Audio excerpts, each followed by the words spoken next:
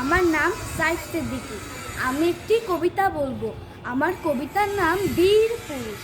লিখেছেন রবীন্দ্রনাথ ঠাকুর। মনে করো যেন বিদেশ ঘুরে মাকে নিয়ে যাচ্ছি অনেক দূরে।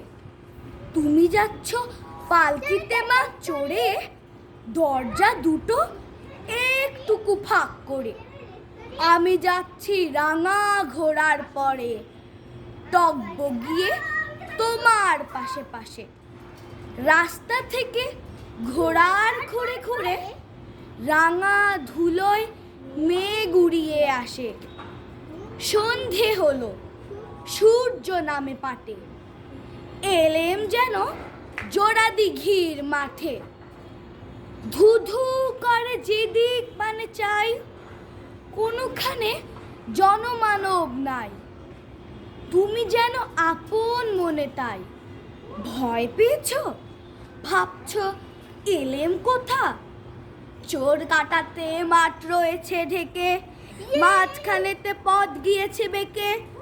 গরু বাছুর নেই কোনোখানে, সন্ধে হতেই গেছে গায়ের পানে। আমি বলছি ভয় করো না মাগো, ওই দেখা যায় মরা নদীর স্রোতা।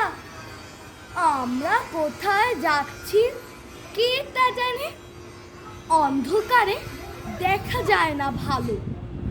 তুমি যেন বললে আমায় ডেকে, দিঘির ধারে ওই যে কিসের আলো। এমন সময় হারে রে, ওই যে কারা আসতেছে ডাকছে রে।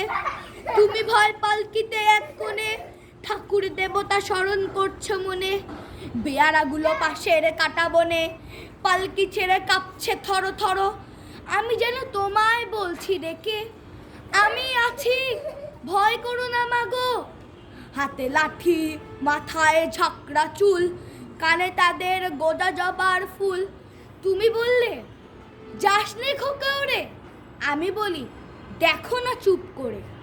ছুটিয়ে ঘোড়া গেলেম তাদের মাঝে, ঢাল তলোয়ার ঝনঝনিয়ে বাজে। কি ভয়ানক লড়াই হলো মাঝে, শুনে তোমার গায়ে দেবে কাটা।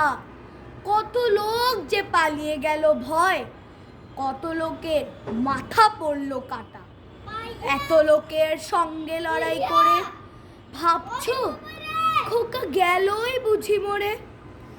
আমি তখন রক্ত মেখে ঘেমে বলছি এসে, লড়াই গেছে থেমে।